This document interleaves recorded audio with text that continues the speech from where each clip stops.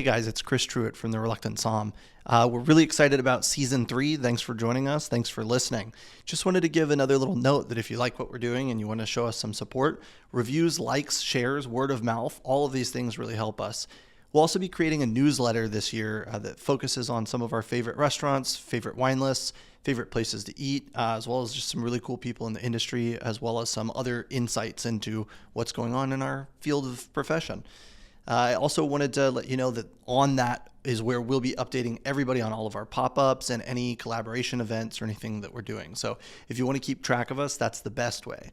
Also, if you're not already following us on Instagram, you can follow us at Reluctant Somm on Instagram and keep up with us. Give us likes. Cheers. Cheers. Cheers. Welcome to the podcast. This is as a disclaimer for anybody that's going to read the description and see who you are and immediately go like, they don't make bubbles, or I didn't know they make bubbles. This is not your wine, so it's early. We wanted to drink something a little lighter and liftier to kind of help wake us up. But we don't make bubbles, but this last year we made a base wine for sparkling. Ooh, yeah. So there's we recently put it into bottle as well, and sick. We'll let it hang out for a little while, and hopefully in 3 years it's a nice wine. That's amazing. That's awesome. It was really interesting learning the process of making the champagne method for sparkling, and we don't really have too much experience with it, but in our region, the Franscioni family, I don't know if you've had before, but they make a fantastic sparkling wine. And so we make Pinot Noir and Chardonnay. Natural evolution is to maybe make sparkling wine, and so kind of curious to learn from that and learn from them and see kind of what does that process look like.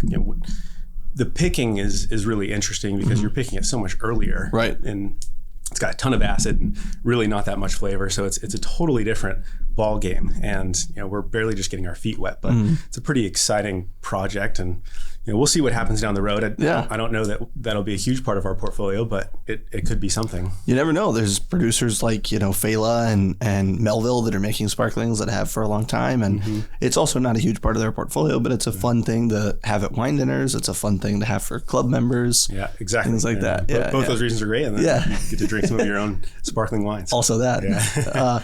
Well, Nick, I'm excited to have you here. I'm very honored and appreciative that you're willing to do the podcast.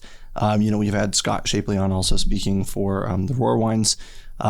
So it's exciting to have you here as well.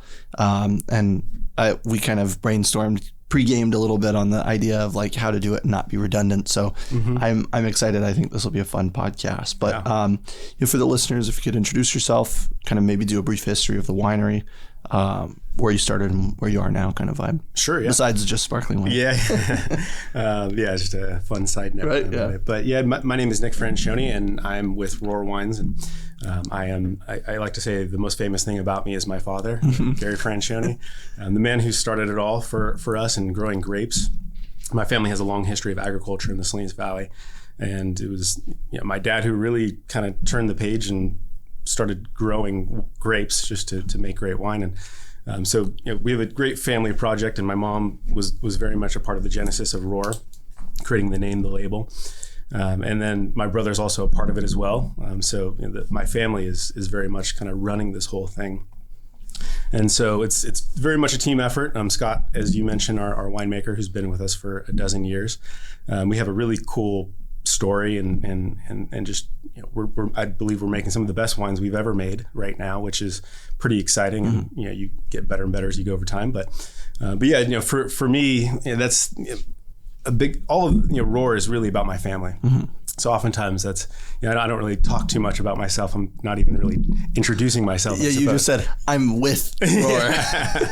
It's really all about us, I suppose. Yeah. That's great. For me, I grew up around the vineyards. I worked summers and learned a lot during high school, especially with my dad, and working both in the office and the vineyard, doing all the labor of pulling leaves and removing the wings off of clusters and shooting bird guns to scare away the birds, and had a really cool early period of my life where I was just really involved in this area and on the properties. And then I went to college. I went to USC for a while, for 4 years. Graduated from there, got into business more so. So I kind of rolled with that for a few years, but ultimately had the calling to come back to the family business, which was the best decision ever, just because there's so much there, and it's excited to carry it on with my brother. So I've been doing it now for about 8 or 9 years, which has been really interesting. Just fully integrated across all of the process. I've gotten to focus on some of the viticulture side of things and learning the growing operation. We grow lemons and avocados as well. Awesome. And then getting into the wine production side as well. I've been really more focused on that side with Scott, working the production end. So I think winemaking is incredible. There's so many interesting things about it, and different wines, red and white, the way that you ferment, but also age. Sparkling wine, just making wine is really an incredible. It's magic. It is. Yeah. It's science meets art, and that's really quite a beautiful thing. So I've been focused there. I generally manage the business as well, but I really, with my dad and my brother, and I, we really work the whole direction of the business together, and we have kind of an ethos and certain way that we want to run the operation. So we do everything. We make all the business decisions together. Yeah, so that's awesome. That's a bigger snapshot of where we're at. That's great. I love that. I mean, I think it's really cool to kind of realize that, and in many ways, like many of our domestic wineries, I shouldn't say that it's incredibly unique, but that you weren't always grape farmers. It wasn't always about growing grapes. It wasn't always about making wine, right? It just kind of eventually kind of turned into that. And it's great to know that you're still growing other things, because the other day I was driving through Carneros and it was just like no trees, no rocks, no nothing, just vineyards, just rows and rows of grapes. Yeah, and monoculture. Yeah, and it was kind of like, it's cool that we're making wine from here, but it's concerning about the sustainability, right? That's all you've got. Something I'm always paranoid about is the agave industry and what's happening down there too. So I don't know about the agave. they're just doing the same thing. They're monocropping everything and they're ripping everything out, and that takes away like plants and food for many other creatures. And Yeah. That is the beauty of the Salinas Valley is it's known as a salad bowl of the world. It's where you grow any kind of veggie and put it into a salad, and that has that's originally where my family started. And going even further back, my family's from southern Switzerland, northern Italy, and so when the Swiss side moved or immigrated to New York. They went through Ellis Island. They said, okay, you're a Swiss dairy farmer. Make your way to the Salinas Valley. So they gave him a ticket. He took a train all the way across the country. Awesome. They basically sent a lot of the Swiss to the Salinas Valley to do cattle farming. And so that's why my family ended up there. I believe Mark Pizzoni, or Gary, Jeff, and Mark Pizzoni, their family ended up there for the same reason, Swiss roots. So everybody, all the Swiss in this little area, cattle farming, eventually irrigation, being able to drill wells and pull it up from the water table became a thing. And so that was when all the vegetables took over. And so my family's done this kind of like generational shift of starting with cattle and dairy, getting into dry beans or dry farming with beans, and then into all the vegetables. And then in the 90s, was when the shift really started to happen and wine growing started to become a thing in the Santa Lucia Highlands. And so that was when my dad made that transition then. We are smaller family, so we don't have a ton of land, and vegetable farming, you really need bigger scale. You need a lot of land and a lot of efficiencies to make the margins work. And so it just became too difficult for my dad, and that's really why he made the transition to grapes. And he had taken a science class and learned about fermentation, and he got connected with Mr. Wagner of Camus. I'm forgetting his first name. Joe. Sorry? Not Joe. Joe? No. What was the dad's name? I can't remember his name. Anyways. Yeah.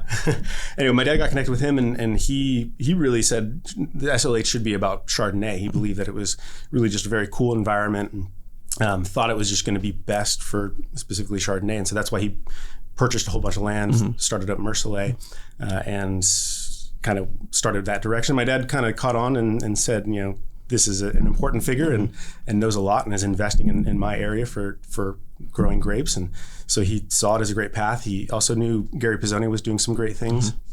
in that southern end of the appellation.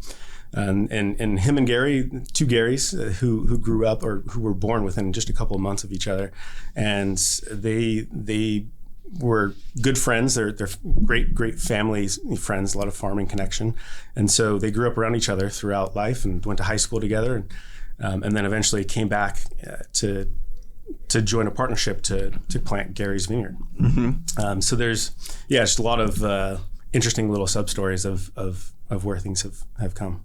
I love that. I think that's one of the things I talked about with Scott also, was just kind of like how tight knit the community is down there, and kind of obviously, there's bigger companies that have interest down there, but it feels like it's a little less targeted than, let's say, Napa Valley, where it's, most of the wineries are owned by a couple big companies, and people don't really know each other, or the families aren't really involved anymore. They're now a generation or two generations removed from said winery, and it's just really cool to like hear that the two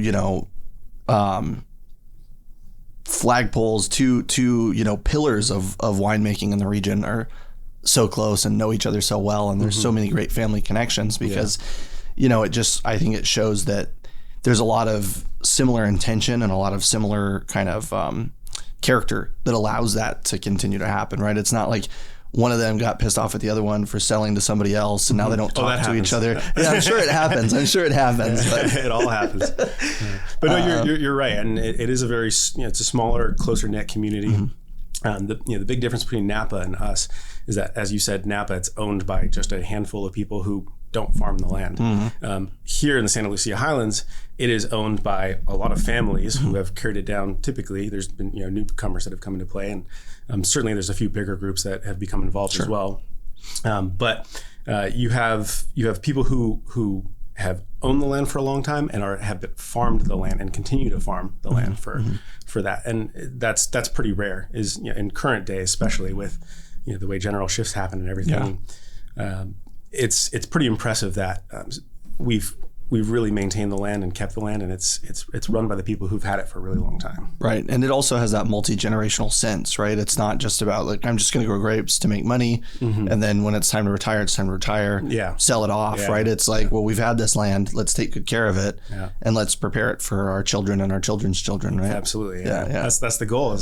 My brother has 2 kids. I have one on the way. Well, that's awesome. And congratulations. Thank you. And it's very much we're like, okay, how do we groom them? As quickly as possible. Right.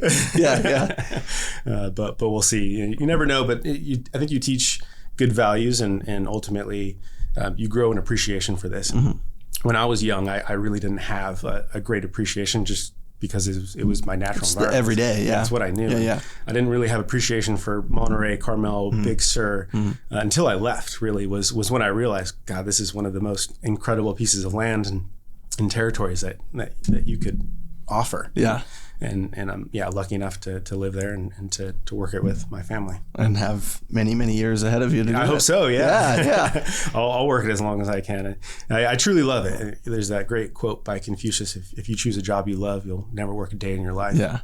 And certainly I work many days, but I absolutely love most of it, and what it is. It's pretty special. That's good. I think that's important, and I think that's what draws a lot of people to wine, at least on maybe the hospitality side or the selling side. Is usually it's this like passion, this love, and it's similar. It's it's a lot of work. It's not always fun, but there's a lot of love and there's a lot of passion, and it usually makes it worth it. Some days I question, I'm like, what if I was just in tech and I just worked a 9 to 5 and I made double what I make now? That'd be great, Exactly. But that aside, that's a different life, I guess. I think you mentioned earlier that you were touching on the fact that the Salinas Valley is the salad bowl. So we should probably talk about kind of the climate there and what makes it so incredibly rich and I don't want to say prosperous, but it makes it such a great growing region, and the I don't know, the climate effects that. Yeah, sure. Yeah, there's a lot of interesting facts and or just a lot of great nature and climate that happens in our area. It all really starts with the Monterey Bay. If for Pinot Noir and Chardonnay especially, if you're close to the coast, then that's pretty ideal for growing. And I think especially with climate, as things warm up, that'll especially be true. And most of the best grapes, I think, will be grown closer to the coast. Yeah. And so it has the Monterey Bay, which has a whole bunch of fog on it.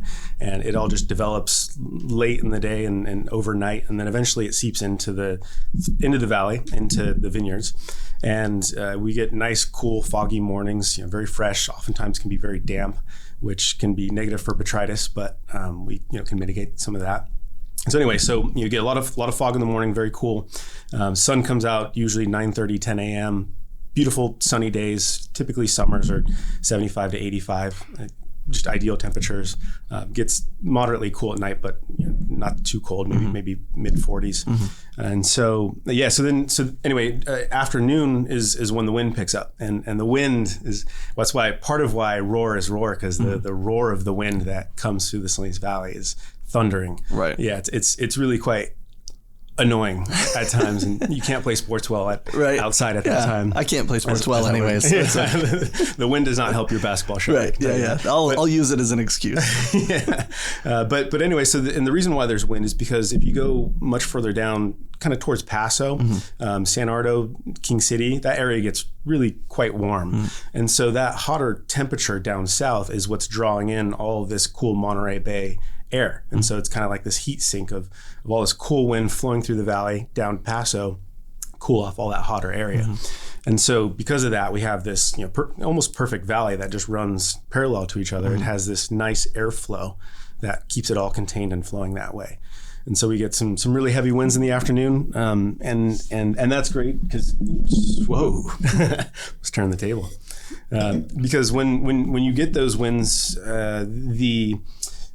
if it is damp or wet at all, or if you're getting berries that are breaking open because Pinot and Chard are such tight clusters, oftentimes there's no room for the berries to expand, and so a lot of them will often break open and you get juice in the cluster, which eventually leads to botrytis and rot. Right. And so the wind helps aerate and mitigate some of that botrytis just by having wind flow and good air penetration through the vineyard. So those are really the two big factors of our region is we've got beautiful fog being developed in Monterey Bay, and then we've got some great winds flowing through the valley in the afternoon and pretty moderate temperatures as well. So that's really everything that's happening up above ground. In the soil, we're getting most of it is alluvial soils, and so it's basically runoff from the top of the mountain, and it all slopes pretty gently down to the valley.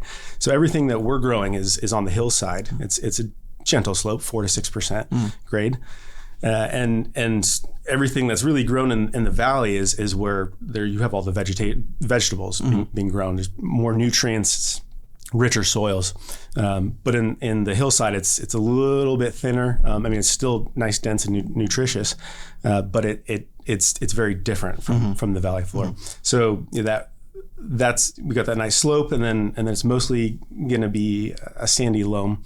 We call it Arroyo Seco, which is a nearby territory, and then there's also decomposed granite. There's quartz, schist. There's a whole bunch of different stuff in different areas. A lot of it is granite, though.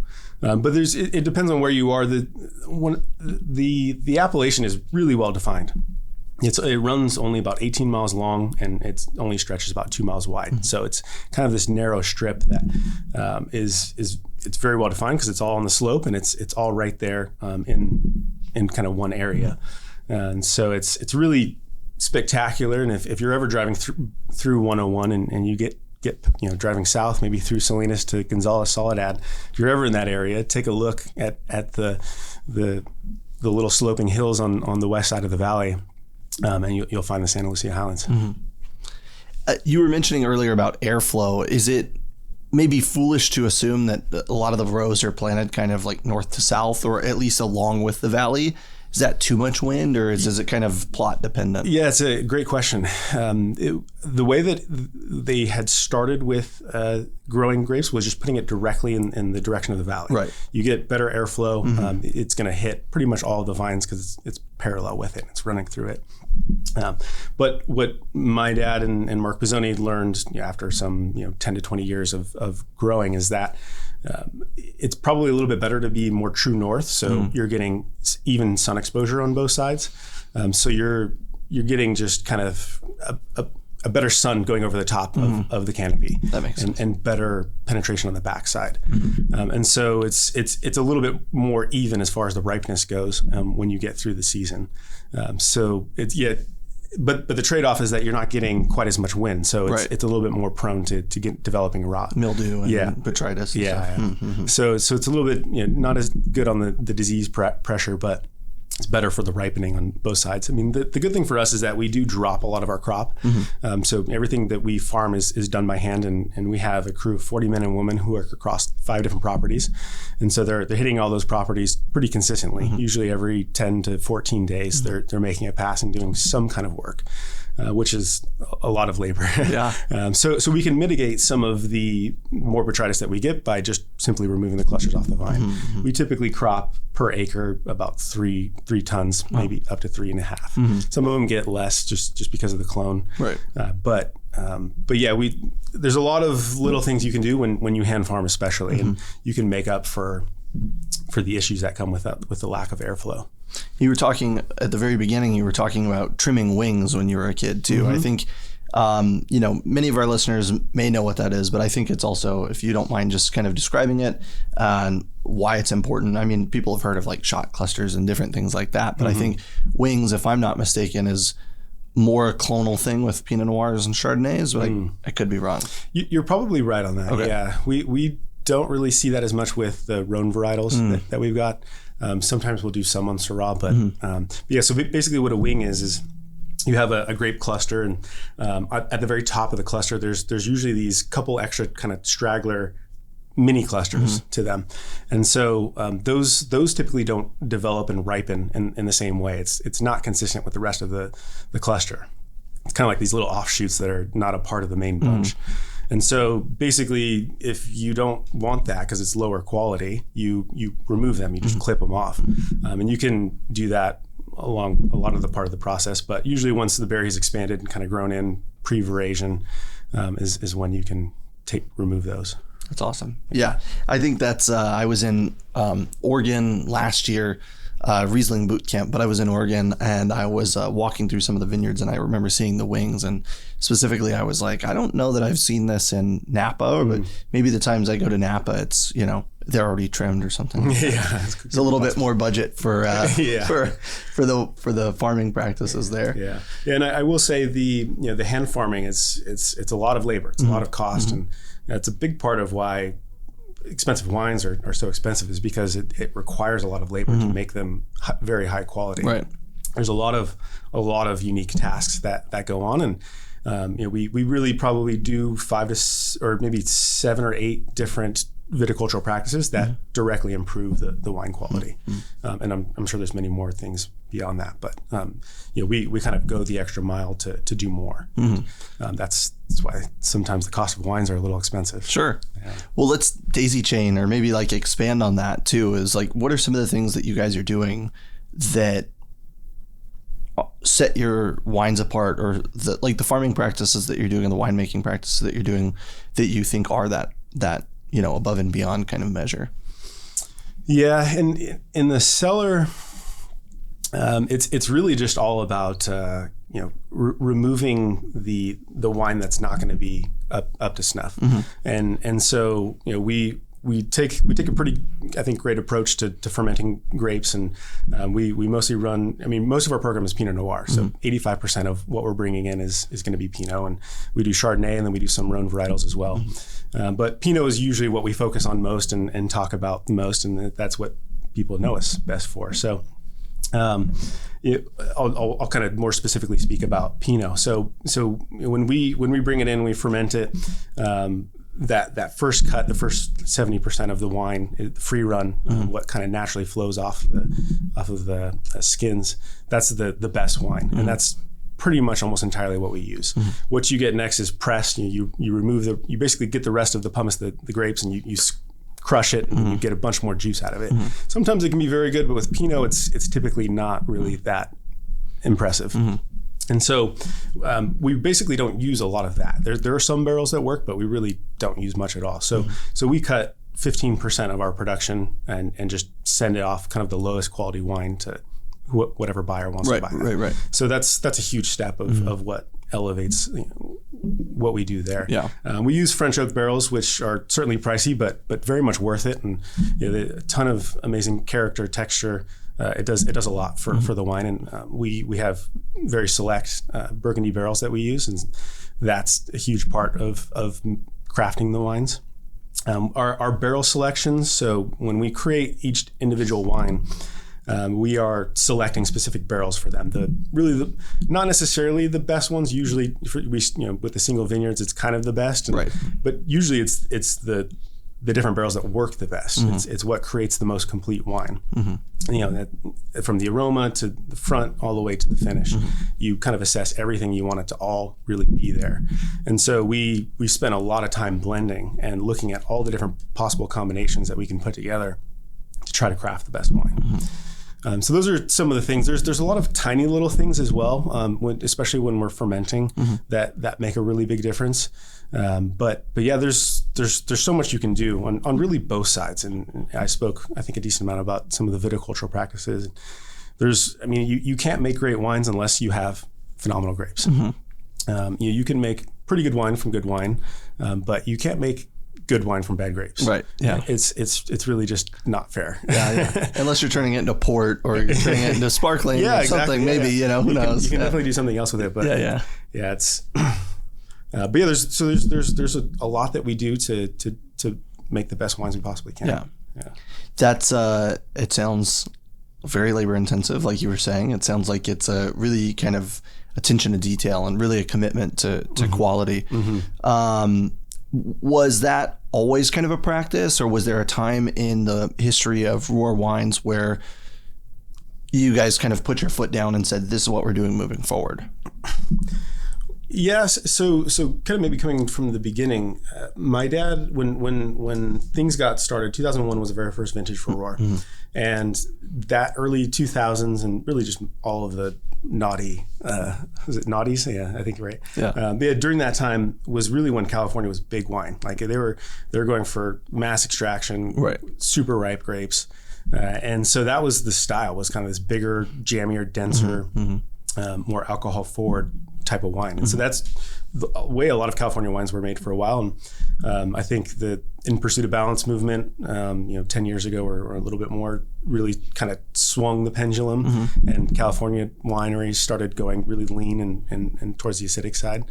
And so I would say it kind of started to go that way a little bit, not too intensely, but really when my brother and I were really full on board with each other was when we started to rein in kind of the intensity and over ripeness of what was being done. So I would say my brother and I have kind of said, hey, let's adjust and kind of dial this in with maybe a more approachable wine and wines that we also really like too. Yeah. So my favorite thing about making Roar is it's my family's favorite Pinot. It's something that we love to drink, and every celebration that we get together, we drink a bottle of Roar. Yeah. We'll drink other wines as well, from around the world and California too. But for the most part, we always have a bottle of Roar. That's awesome. Yeah. That's beautiful.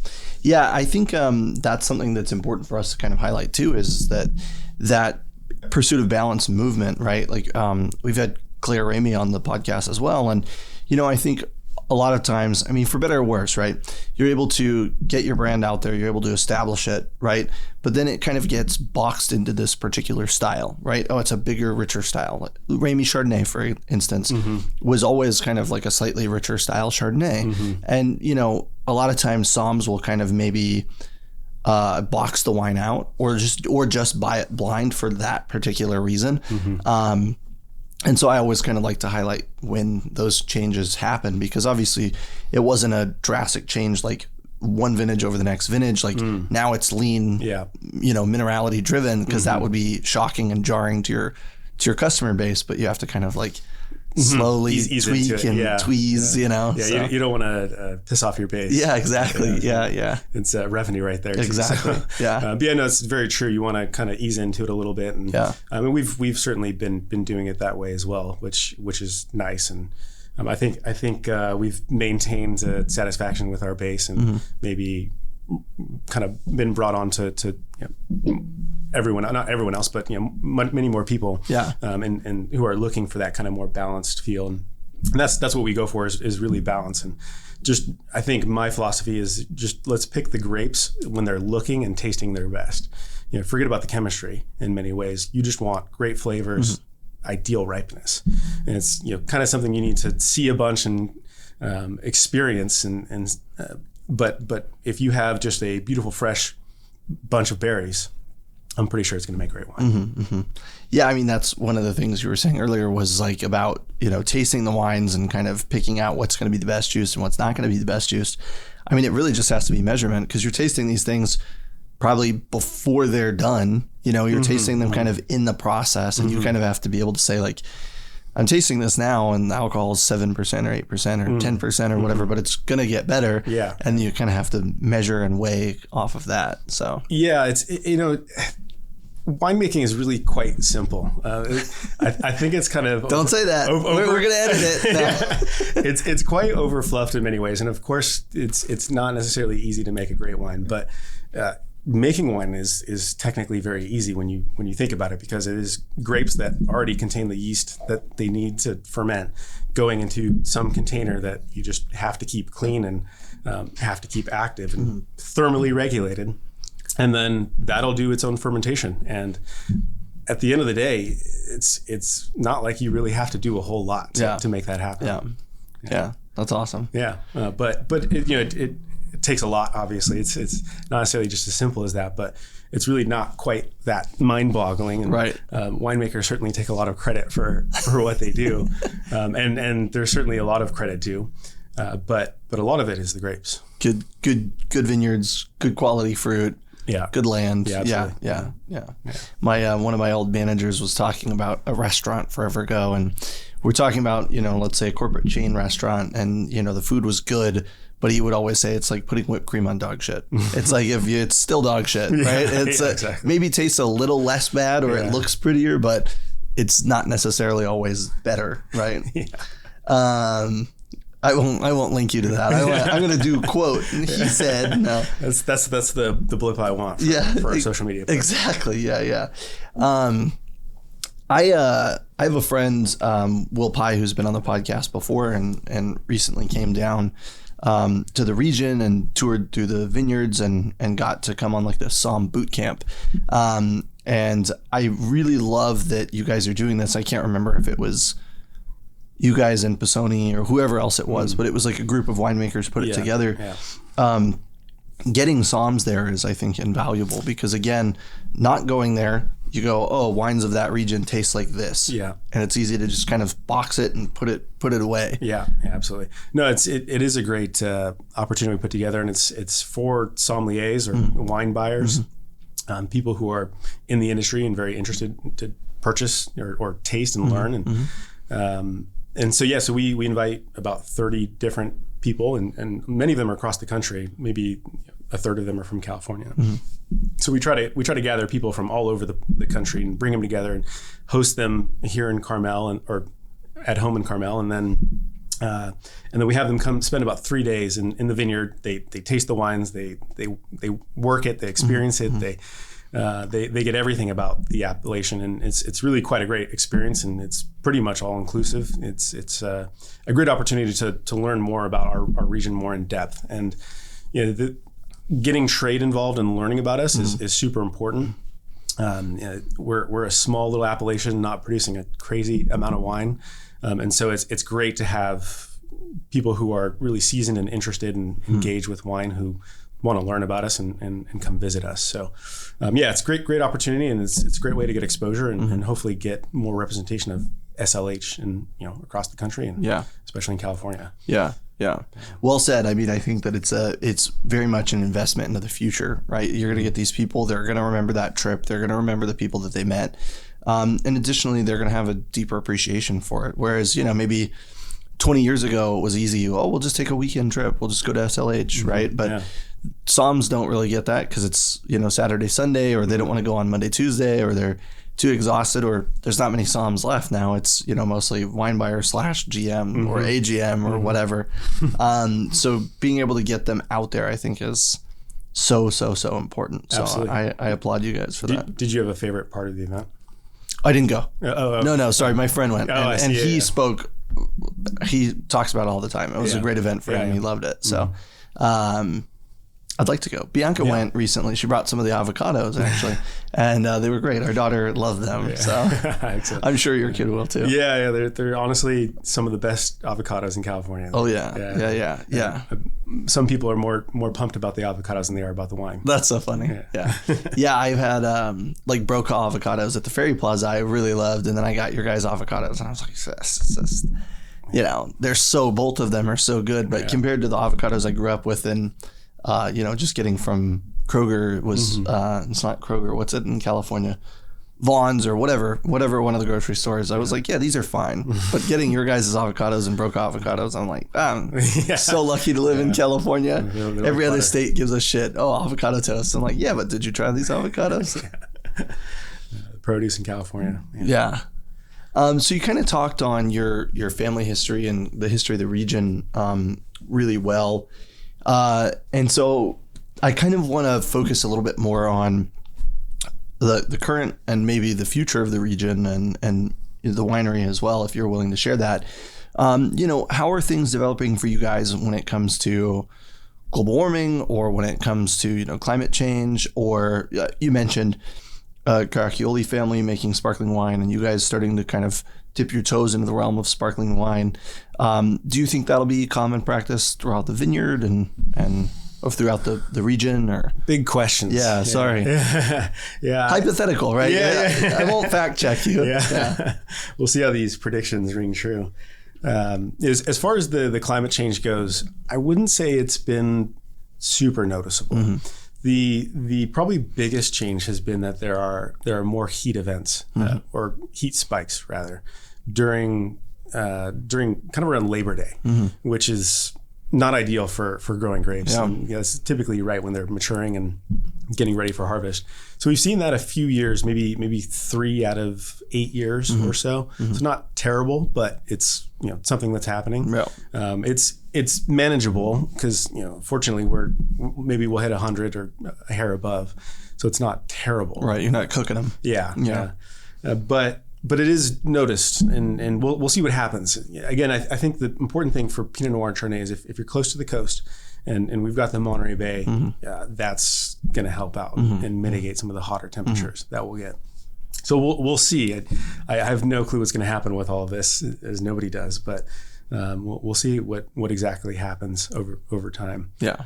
For our winery, I mean, I think our biggest thing is, I was kind of joking about it at the front, but I was being completely honest.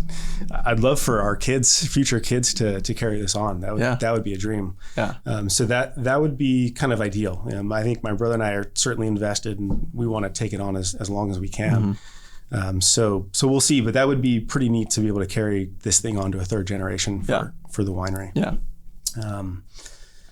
And sparkling, we're just learning. We're not serious at all yet.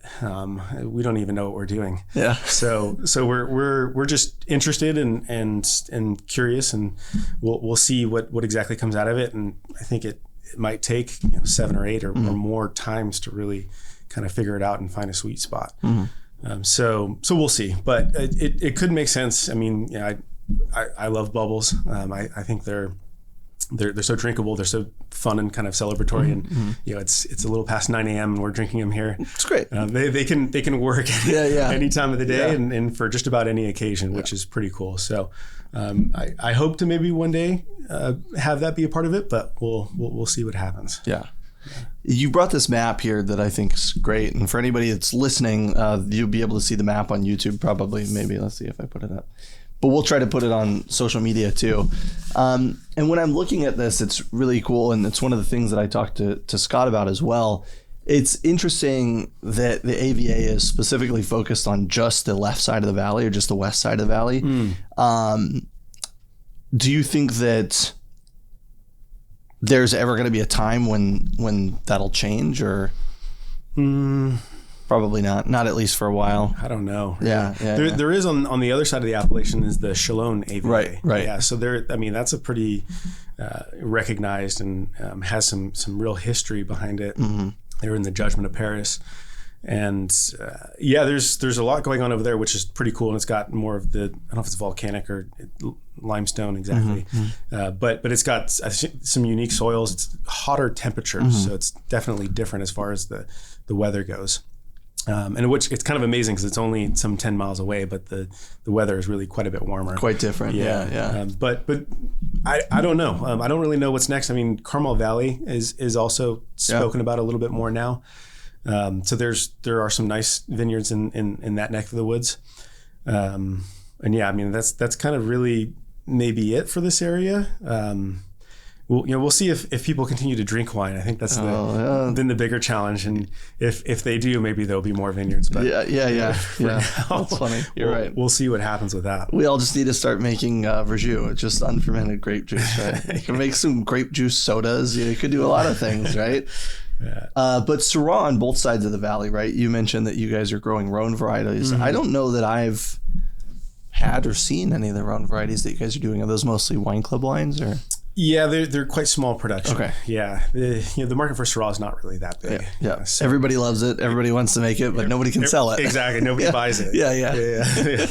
Industry people love Syrah. I love it. Yeah. Just like Riesling. I love it. But like consumer base, at least here in California, is it's a tougher sell. Not quite as into it. If you could blind wines and just serve it to somebody, they'd fucking love it. Yeah. But because they know what it is or they don't know what it is, they don't drink it. It's the concept for a new place. We're going to open a place and it's going to be like, just trust me. Yeah. And I'm just going to pour you shit. But the joke is it's all Syrah. Yeah. Exactly. So Rhone varieties can do really well. And Syrah is so versatile. It can grow in hot or cold. And I think that's one of my favorite things about it is its ability to adapt and work in just about any area. So for us, it's certainly on the cooler side. It's certainly fruity. The main characteristic of Santa Lucia Highlands is fruit. Like typically when people hear about it or think about it, if you could put it in one word, I'd say that's it. Yeah. Things are just generally fruit forward. Right. There's great textures of the wines. The Syrah has that fruit character. Sometimes gets a little bit of smoked meats to it, a little bit of spice as well. We use whole cluster in Syrah, and that really the flavor of whole cluster I think is kind of quite well hidden. Just with the way Syrah is, but yeah, it's a lovely varietal, and it's sad that it's not appreciated more. We also grow some Viognier, which is a fan favorite. That's awesome. Yeah, not much of it, just a couple barrels basically, but it sells like hotcakes. That's great. Yeah, it's cool. That's cool. And then we do make some Grenache, which is kind of an interesting one. It's not really like a typical Grenache. It's quite light and elegant. Cool. It is almost like a Pinot, and it's because we can't get it ripe enough. It just needs a hotter climate, really. But yeah, so it's not really a thing I would say. But my dad loves CDP, and so that was a big part of why he planted it. And it's at Sierra Mar, which is also a little higher elevated and a little warmer there. So he's kind of just testing to see if maybe. And, who knows with climate change if that works out better. Might be onto it. You never know. Syrah might have its heyday if Cabernet Sauvignon can't survive in Napa too, right? Yeah. So, but yeah, so those are some of the things. That's awesome. And on the map, it has listed the 5 vineyard sites that you guys are working with. That you said your crew of 40 kind of trims and tweezes kind of throughout the year. Yeah. And you're kind of spread here on the map. I'm noticing that you have Pisoni Vineyard, which is almost all the way to the south, and then you have Rosellas, which is 2/3 of the way to the north. Aside from maybe the latitude of the vineyards, do you want to just touch on really quickly the difference between the vineyard sites? And yeah, sure. I'll start from the south with on the left side is Pisoni. Immaculate estate, incredible vineyard, very highly elevated, and it's I mean, I don't even know what to say. It's legend, really. You know, it's Gary Pizzoni planted that in the 1980s. And he painstakingly dug 8 times to find a well and made it happen. And it really produces some phenomenal grapes, owned by the Pizzoni family, of course, and farmed by Mark. It's a really cool property. And then we have Sierra Mar is my family's estate property as well. It's kind of further down in the south and a little bit further away from our house. And that vineyard has been around. Bottle of Sierra Mar here on the table. Yeah, there it is. And it's very similar to Pizzoni. It has a lot of the same elevation, same aspect. It kind of sits at the fog line or sometimes above it, so it can oftentimes get more sunlight earlier in the day. So the profile of Sierra Mar is typically a little bit darker fruits, just getting a little bit more sun, basically. And it gets cooler at night as well. It has this bigger diurnal shift at it. It's kind of higher up in the mountains, so it gets really hot during the day and really cold during a little less during fog the night. blanket. Yeah. And not really hot. Again, our temperatures are not crazy. They're high 80s to maybe low 90s at the very most. But yeah, it's mostly in the 80s there at Sierra Mar, and a little bit more sun, so develop some darker fruit flavors.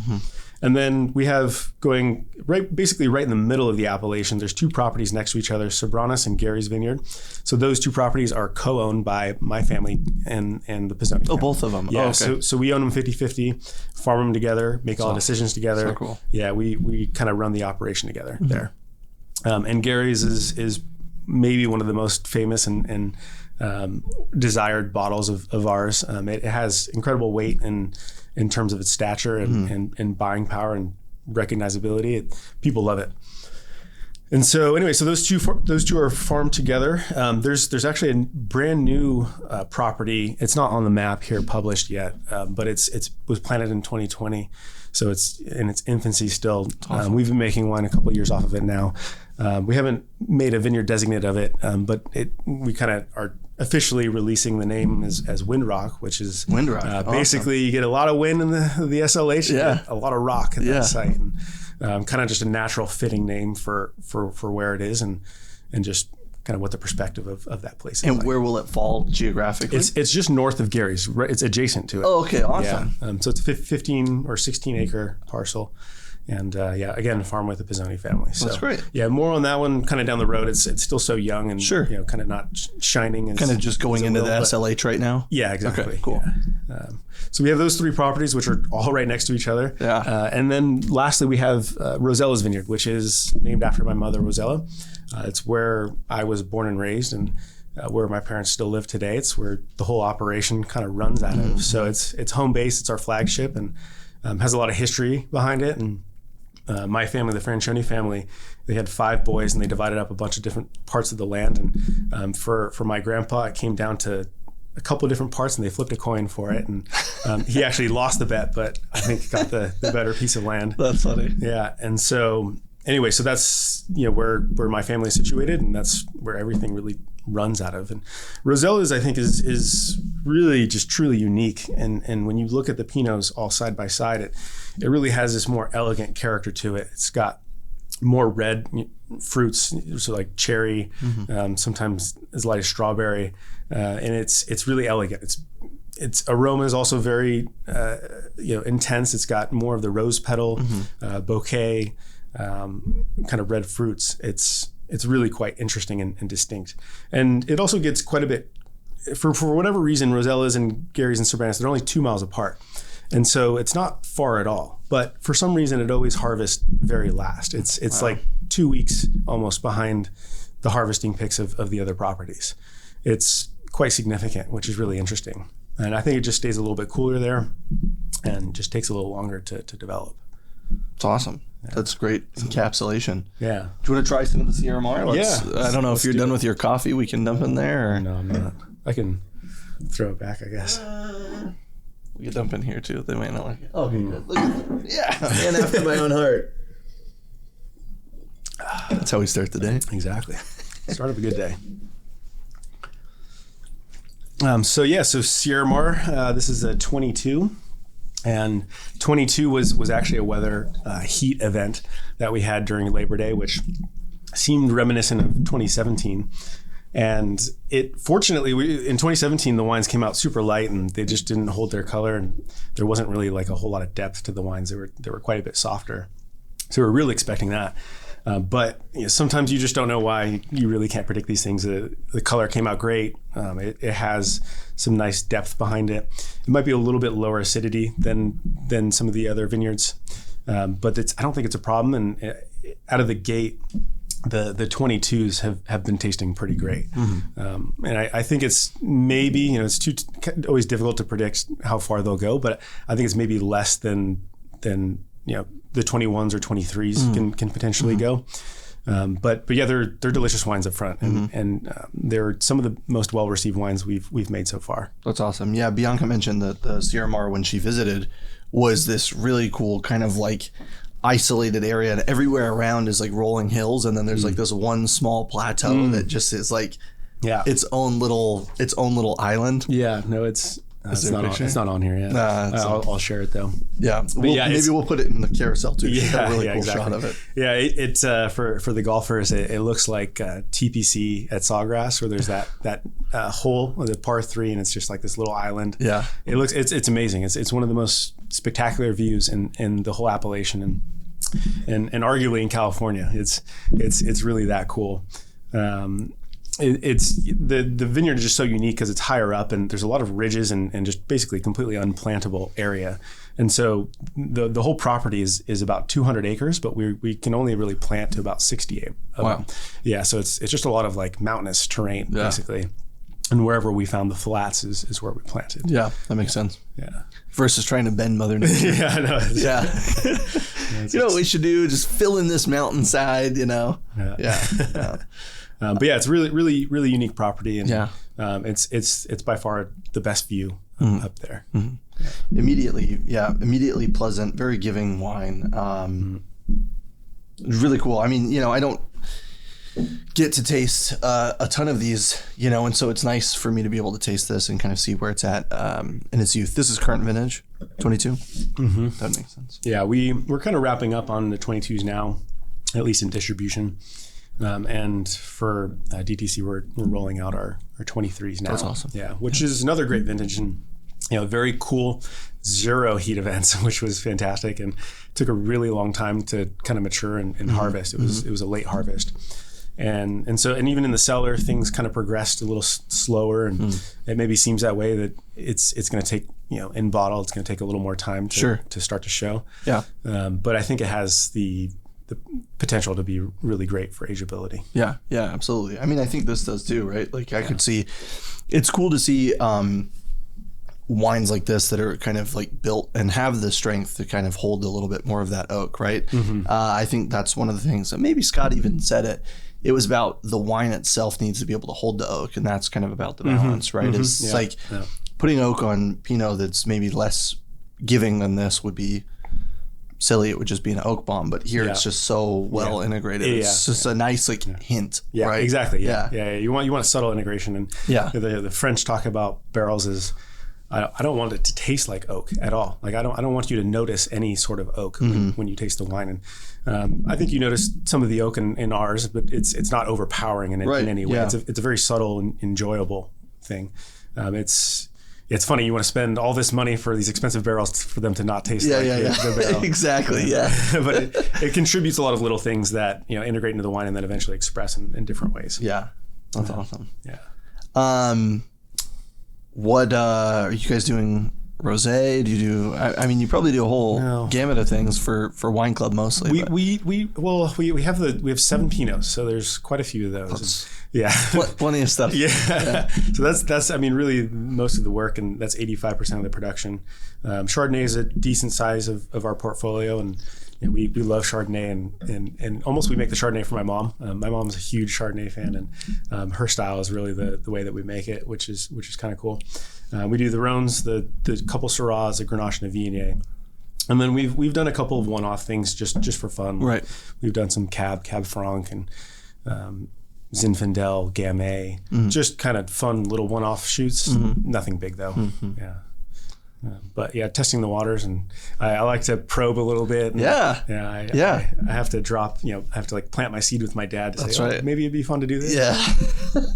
It's better to do that than it is to get in trouble. They say it's not always about asking for forgiveness, not asking for permission, but sometimes. Yeah, exactly. It's fun though, man. I really enjoy it, and my dad loves it. It's for him, I think it's like a dream fulfilled, and just to have us be working with him. We have kind of, it's a family business, so there's obviously some kind of pry at each other and tick each other off. Yeah. But we understand each other super well, so it's right. And we get over things really quickly too. It's great in that way. And I think the biggest reason why we're so successful as a family is because we have the same vision for what we want. Mm-hmm. Absolutely. And that's what makes the difference. I think that's well said. And also too, getting over things, like my grandma and I always said, if we had, it's not like my grandma and I fought, but like anytime the house would get tense, we'd go out and like start doing stuff. And you're doing stuff with your hands. You can occupy your hands, and your mind can get freed a little bit. And kind of like working alongside somebody and knowing that you're working alongside them is also like a really great way to kind of like really easily like cull a lot of the negative things that I'm sure come up in an event like that. But, it happens. It happens. So we're drinking this now, but what'd you think of the sparkling? I thought it was delicious. Yeah, it was very, very easy to drink. What is it like? Got some skin contact or rosé or? Yeah, it's rosé. It's very light rosé, but it's I think it's a good wine to start the day with. But it's June's Rosé, which is a Zweigelt Pinot Noir blend from Austria, which I just, I had open, and I was thinking like, what do we... a fun label. What do we show Nick that like he maybe hasn't had, but also you can drink earlier on in the day. Yeah. And this is a collaboration between Master Somm, June Rodil, and the winemaker in Austria that I'm forgetting, so I'm going to get in trouble for that. But that's okay. It's interesting. It's interesting that it's Austrian as well. I don't think I've ever had one of those before. Yeah. It was originally made for her. She had a restaurant group, and she really wanted a wine that would to pair with a lot of her cuisine, and so she went out and she made it. And originally, it was only made for her and for her restaurant group. And then other people wanted it, and she wanted to sell it to her friends, and then her friends' friends, and then now it's a little bit of a larger production. And I don't know of many other Austrian sparkling wines either. I don't see them off the market. Yeah. It's a nice wine though. It maybe got like a little bit of an oxidation at the very beginning. Yeah. But it wasn't really there. It was so kind of almost, sometimes the European wines can have that. Yeah. And just be kind of like a little bit funky or interesting up front, and then it opens up and it kind of blows off a little bit. Yeah, exactly. It's that European funk, I guess. Yeah, exactly. What do you guys have?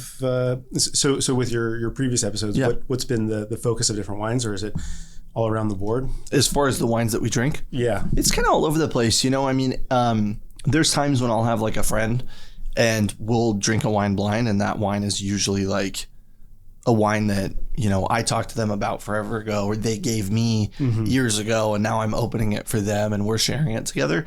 But other than that, it's really just kind of the idea is to expose people to something that maybe they haven't had. But really the whole point of blinding it is just so we can drink it and not really think about it too much and just go like, it was good. Yeah. Great. And that's the thing about wine is oftentimes we come up with, almost always we come up with preconceived notions about what we're going to be drinking before we've even had it. And it's totally not fair to the wine, especially if you don't know it. Right. It really should just be poured in my glass and let me enjoy it for what it is. I mean, the packaging is nice, and I think there's a lot of unique parts about that. And even with this bottle, it's got like this really cool, interesting, almost abstract feature to it, and it just kind of draws you in, I guess. And it maybe changes my perspective of it, just seeing it. It kind of feels artsy, and maybe I'll think the wine is more crafty. And, exactly. So I kind of like dive into what I think I should be doing, rather than just kind of objectively being, this tastes great to me, or I don't like this, and, whatever it is. And that's the thing, like Syrah, it's the same thing. It's because people think they just don't like Syrah. They don't really know us. Just drink it blind. Yeah, exactly. It's the fairest way. Yeah.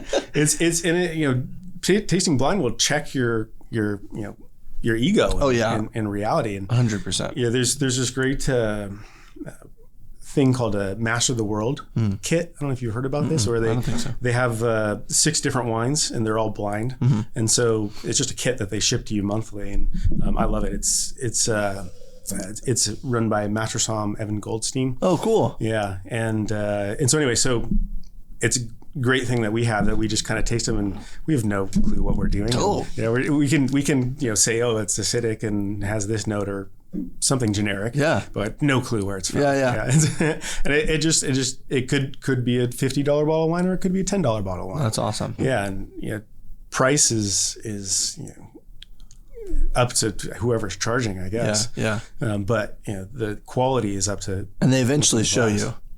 You eventually find out what the wines are. Yeah. Okay, good. Yeah, you can automatically reveal that. Oh, great. Yeah. Nothing like the living hell of just going like, I have no idea what I tasted. Yeah, it's a pretty cool thing if you're interested in tasting wines and really just kind of being objective about what these things are like. I think that's important, and I think that's something that you mentioned. It's like it's really about being humbled and about like the humility of wine, right? And thinking that this winery, again, we were talking about these second generation wineries, the wines are changing, whether it's quickly or slowly, it doesn't matter. The wines are changing, and not only the wines are changing, the climate's changing.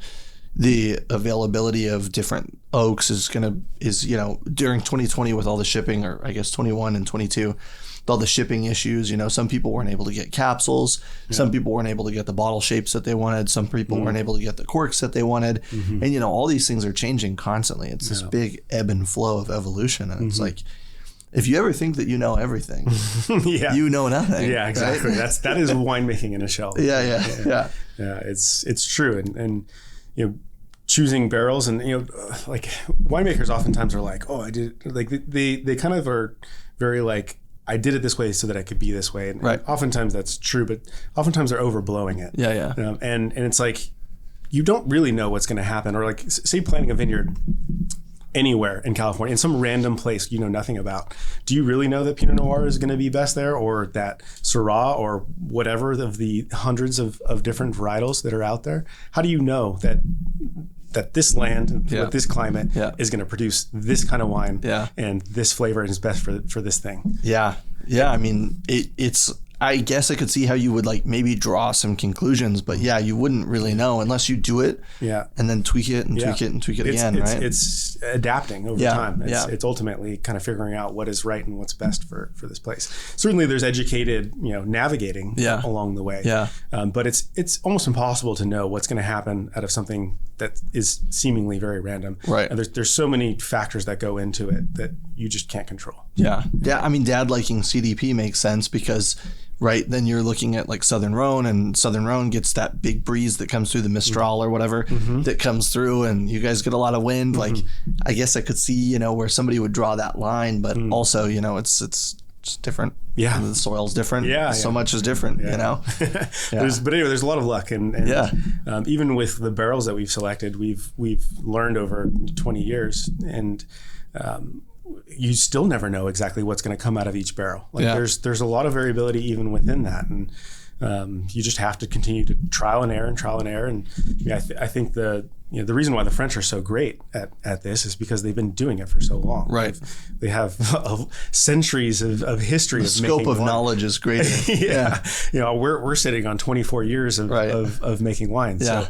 So our beginning is we don't have much history to go with. We're just really kind of at our core and just learning. So it takes a long time to figure it out. And, we'll get better and better as we go. And like I said, I think we're making some of the best wines we've ever made right now. Yeah. It's been that evolution of purchasing equipment, getting into a space, finding a style, dialing it in, and being better in the vineyard. There's a lot of adapting going on that is going to continue to make the wines better and better. Yeah. Any big plans for 25 years. That's next year. What are you guys going to do? Releasing a sparkling wine? No. Yeah, perhaps. Hopefully the kids will be involved. Right. Yeah, that's funny. I don't know what exactly the future holds, but we'll just keep going with it and hopefully continue to refine the wines and make them better and better. And just be true to who we are. I think the biggest thing that California, sometimes we get caught up with Burgundy and just the old world style, and people want to be like Burgundy, you want to emulate it, and it makes sense. But at the same time, you really want to be California. Yeah. You want to be true to what this place is and what it's giving you. And our Santa Lucia Highlands are giving us fruit forward wines, which we want to showcase.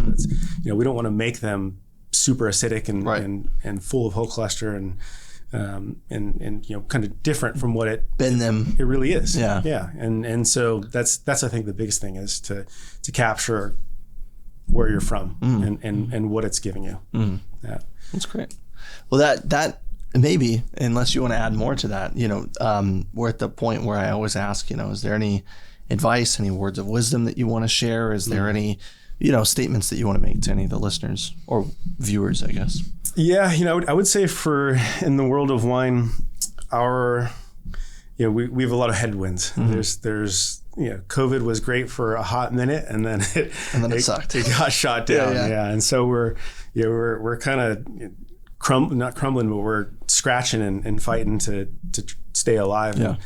And I think that'll happen. I think it's just currently a difficult outlook, and there's a lot of negative things about wine. So it's kind of just going through a tough time, but it'll eventually find its way back up. And my guess is it'll probably be maybe reduced a little bit as far as how many people get into wine. But I think wine is such a mainstay, and if wine has millennia of history, and there's something real about it. It is a very natural product. One of the first things my dad told me was that wine is a food, and I didn't understand that. I didn't know how to process that wine is food. And you think about it, wine is just grapes. It's really just grape juice and their skins, and that eventually gets fermented and put into a barrel and put into a bottle of wine. And so it really is just grape juice that's been kind of adjusted along the way. And I think that's a beautiful thing. It's cultural. It's rich. It's as direct from Mother Nature as it can possibly get in a liquid form. Yeah. And there's not really any other alcohols that have that level of connection, especially year to year and place to place. It's super unique in that way. And so because of that, I just believe it has so much going for it that it's never going to go away. Right. Never say never, but I believe it'll never go away. I believe it'll never go away too. Yeah. And so, keep fighting the good fight is what we should all do. And, continue to appreciate and love wine. And, of course it'll love you back, and share it, and we'll get through the difficult challenge of what's going on in the market. And keep fighting on for wine. Awesome. Yeah. Well, I look forward to the future. I look forward to seeing what you guys do, and I'm again very grateful for you to be here. So. Absolutely. Cheers. Yeah, Thanks, cheers. Nick. Cheers, Chris.